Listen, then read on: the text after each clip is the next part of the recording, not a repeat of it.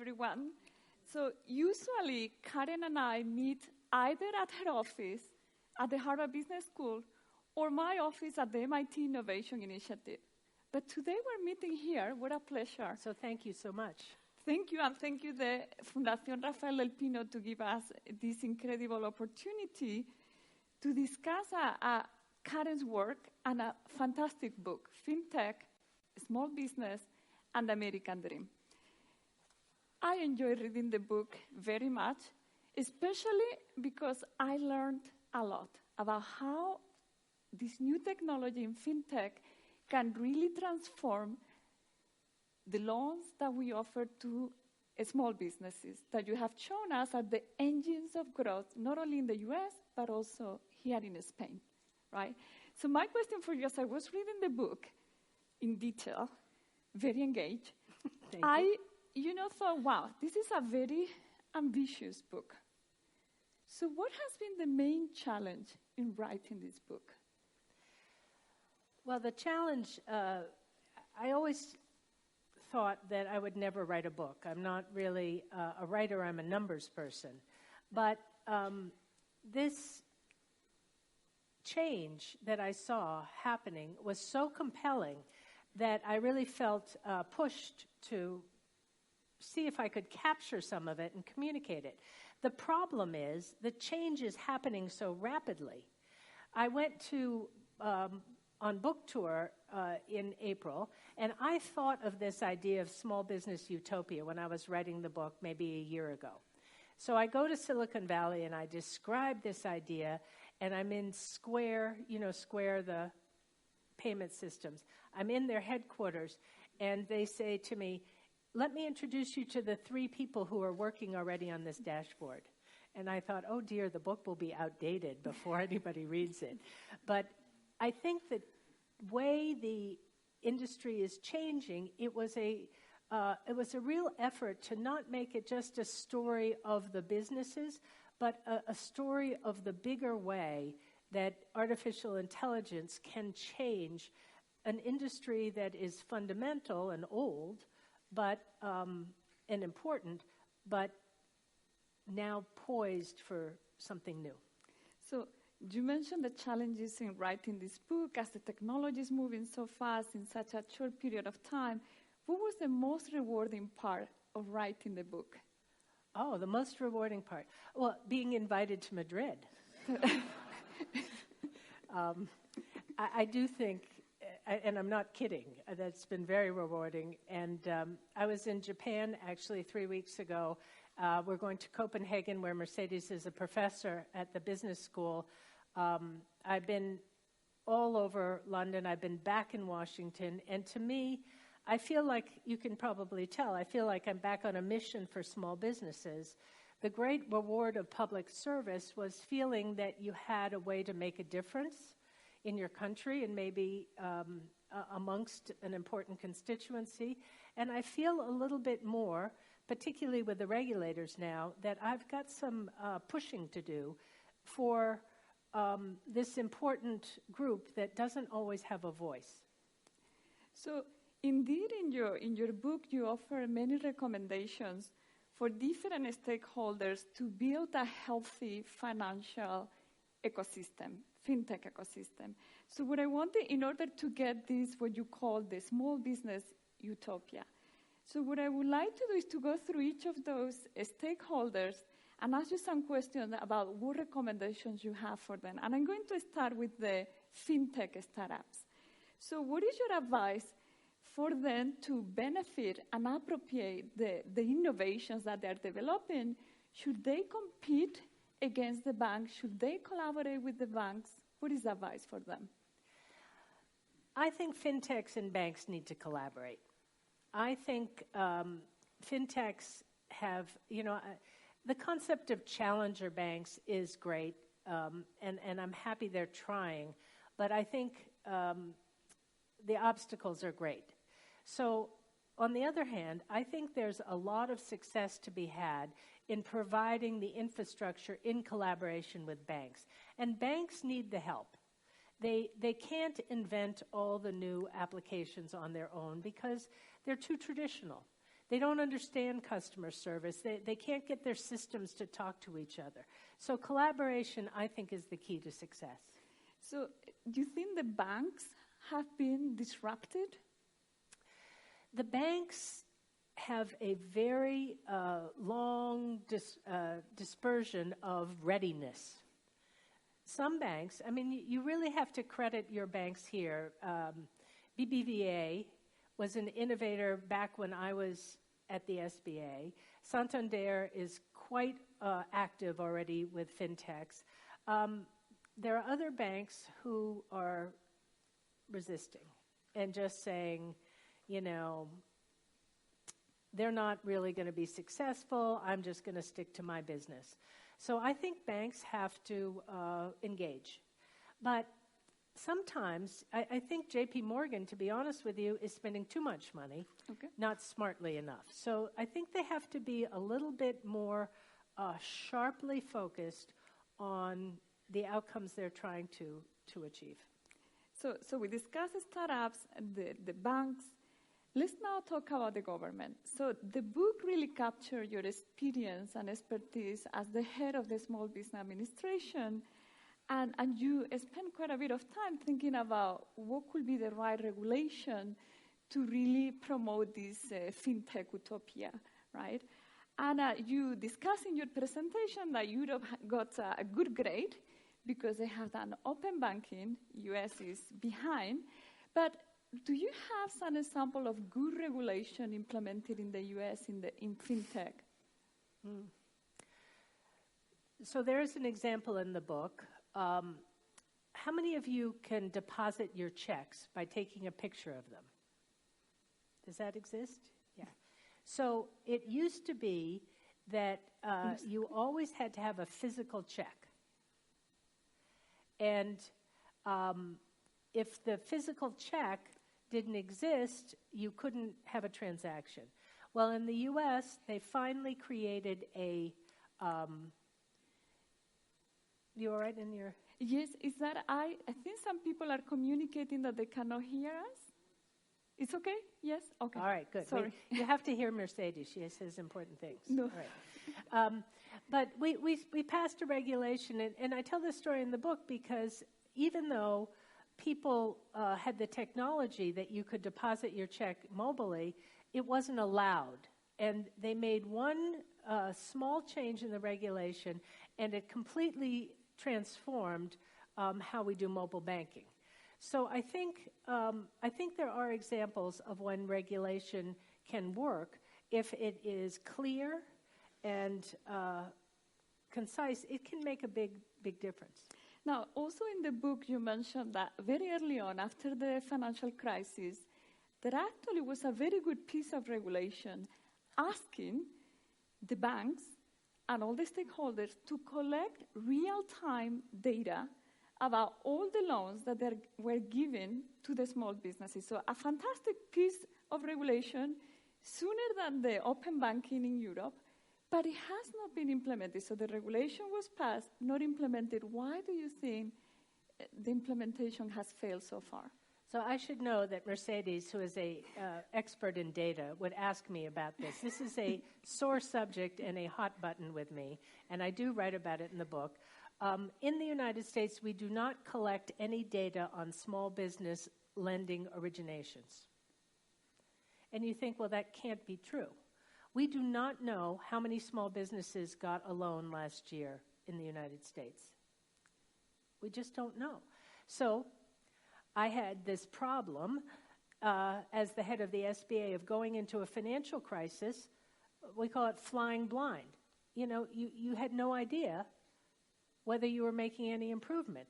Well, I decided that part of the Dodd-Frank, if you've heard of the Dodd-Frank financial regulation, we put a whole package of regulations together, and I stuck a provision in there, Section 1071, that we had to collect this data so that we would know. It has not been implemented because the banks are resisting. And the banks are annoyed because there were a lot of regulations. And so this one has not been done, and I have been making a big fuss about it to pretty much no success. So we will see. But I don't understand how we cannot collect this data. The UK collects the data. I'm sure you all collect the data. I'm at a loss. So the role of universities, is there a role for universities to have a healthy fintech ecosystem? Well, there certainly is, Mercedes and I now are at universities, so of course we have to say there's a role for universities. I think that in all innovation, there's a role. There certainly is, as we look at the data science and we try to see about the algorithms, this is brand new territory. I also think that universities and gatherings like this have an important role in reconciling this question about data and data privacy and discrimination in data. We're going to have to make some decisions about this new world we're going to live in. And they need to be made by people who are quite thoughtful, as opposed to by people who think, what is the politically expedient answer to this question? Because we are going to be living in this world for a long time. China has made this decision that they think it's fine to have a social index, an indicator, and it's not clear to me that we won't actually have one ourselves. We just won't, it will just live in Amazon. Mm-hmm.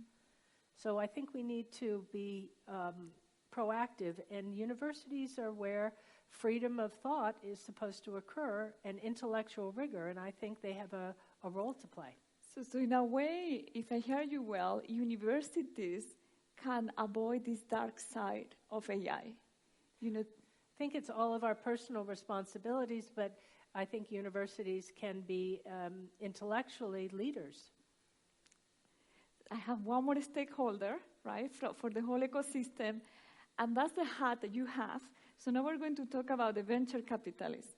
As a venture capitalist, what are the type of fintech firms that you will invest on, and which ones you want? Well, if I had to vote in the vote you took, I like the banks, but I love the fintech infrastructure players. So I'll tell you about a company called Plaid. Plaid, like the clothes or plaid, but what it does is it makes the data pipes. It takes the API, it takes the data out from the banks, and any application that wants to use bank data can get that data from Plaid with your permission. And so that's an example of a company I wish I had invested in, because I think it's already a unicorn. So, will you invest on blockchain? So, blockchain, fintech has a lot of parts. It has cryptocurrency and blockchain, and I only talk about a very tiny part, small business lending. There's payments. And my personal opinion about blockchain is that it's a magical product and idea, but we call it a solution in search of a problem. That we don't really know how blockchain is going to get implemented. And I'm not a fan on the cryptocurrency part at all, for reasons that we could go on and on about. So I don't do a lot in blockchain. Nice, elegant. To have a ledger that is immutable, nobody can change it, what a great idea. The best application for blockchain is in the country of Georgia. There's a case on this at Harvard Business School. They are using it to record land deeds because there was corruption in the government, and you might think you paid for a piece of land, but the records of that would be changed. Well, in the blockchain, it can't be changed. So, all right. I hear you, Karen, not investment on blockchain. Not from me. But you will invest in the firms that are developing this data infrastructure that is needed for fintech, but also for other AI applications. Now I'm going to change a little bit direction. So a big part of your, the book and also your presentation is that you explain to us that part of the challenge in fintech, but also part of the opportunity, is that these small businesses are very heterogeneous, right? And you separated them in different types. You separated the main street, the restaurants. You then separated also the suppliers that we've been working on them for a while. So I want to ask you about the suppliers. But let me first clarify a little bit, what do we mean with suppliers? So these are going to be businesses that are producing inputs that are sold to other businesses or the government.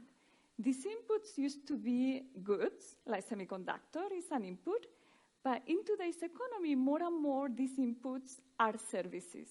They can be cloud computing services, engineering, design, logistical services, environmental services, and so on. What we found in our work, and we call these suppliers the supply chain economy, is that we actually spend a lot of time working together. I think now it's over 3 years, trying to quantify who are the suppliers in today's economy in the US. And we came up with the numbers. We both like numbers, in addition to frameworks and theory.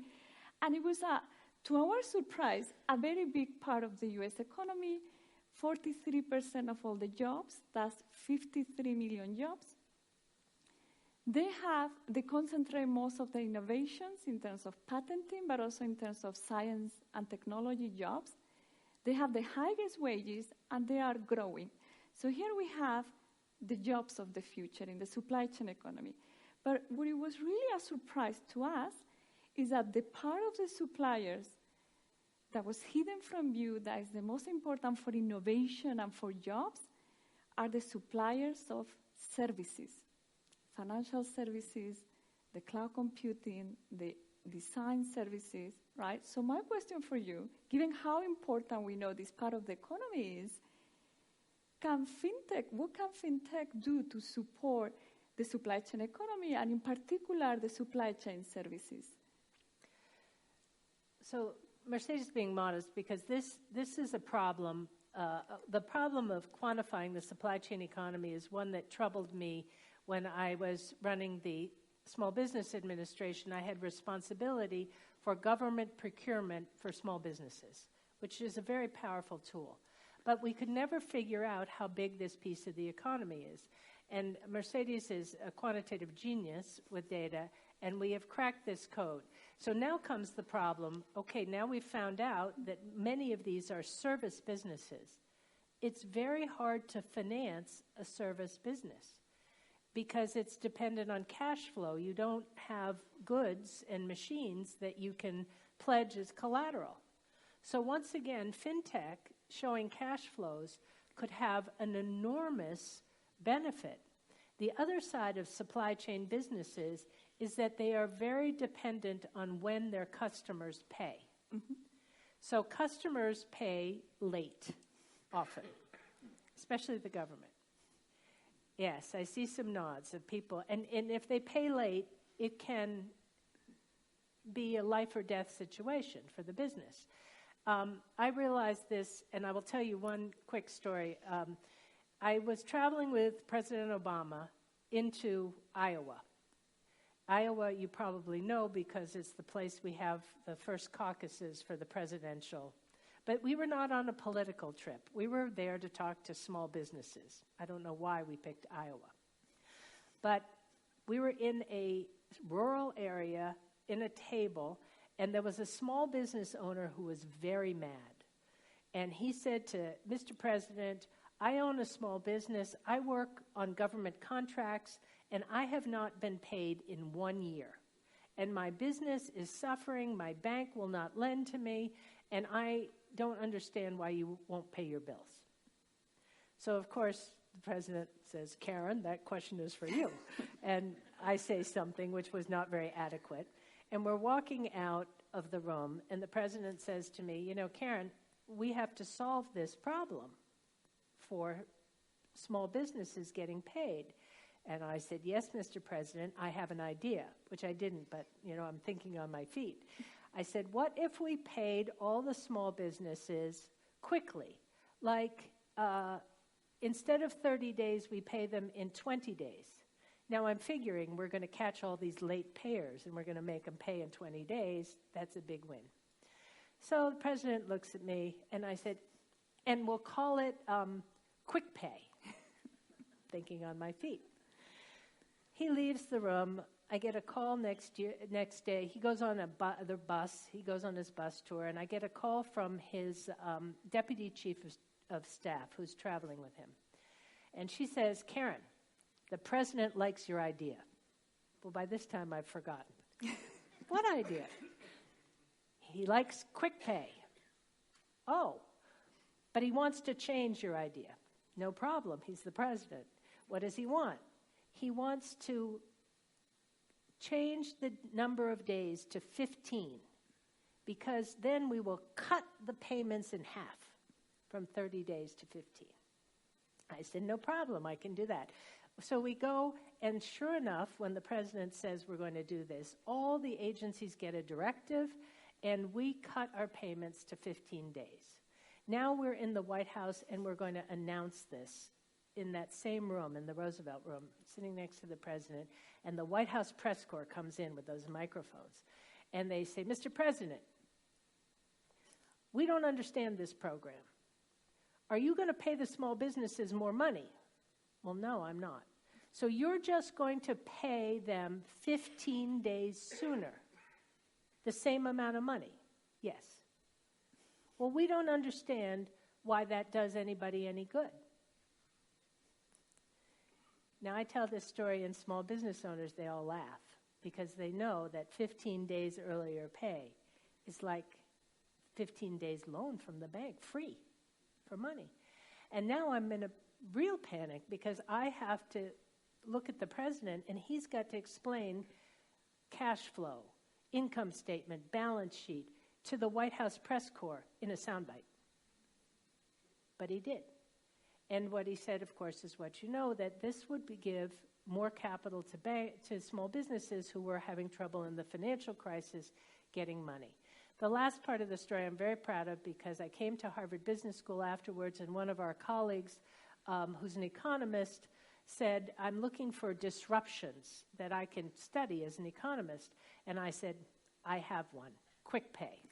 I got him all the data from the Department of Defense, and sure enough, he has a graph that proved we actually did take 30 days down to 15, which I'm relieved that we did it. And he has another 2 years of data it took him to figure out we actually increased for the small businesses who took quick pay, they hired more people, they recovered faster from the recession, and they got more sales. So I believe that if we can do something that gets more capital into the hands of these supplier businesses, insulates them from slow pay, that we can have a meaningful impact on the economy. Sorry, that was a long story. It's a fantastic story. Is that a lesson for Spain? Well, I do think it's a lesson for Spain, because I did some research in preparation for this, and I looked at the EU report card on small business for Spain. And one of the places that Spain does not get the best grades is in quick payment. Yeah. So we need a quick pay. So I think we need quick pay. All right. So before I open it up to the public, that I'm sure they're going to have wonderful and very engaging question, I wanted to end it up with one final question. And the question is that it's obvious that you are a very successful businesswoman. You've been a very successful venture capitalist and a very successful policymaker. So what is your advice for women in Spain that want to be part of the fintech revolution? Well, you have some extraordinary women economists from Spain, I already know. You're asking two of us here who clearly believe that women have powers that and can have power and success. But I do think in Spain, you may not be taking full advantage of all the talent that you have. And if you are a woman here in Spain, be bold. Go into fintech. There is just fantastic opportunity. And if you're a venture capitalist here in Spain, back those women. There is just tremendous opportunity in women-owned businesses, and both for banks and for venture capitalists, because they have been underserved and underappreciated in general as a category. And if you look hard where there is and create a diverse portfolio, trust me, you will find great riches. So I think with that, this is a great way to wrap up. And thank you, Karen Mills, for a fantastic presentation and helping us understand that we indeed could build this small business utopia with the help also of your work. So thank you, Karen, and thank you, Fundación Rafael del Pino, for hosting us today. And thank you, all of you. Thank you.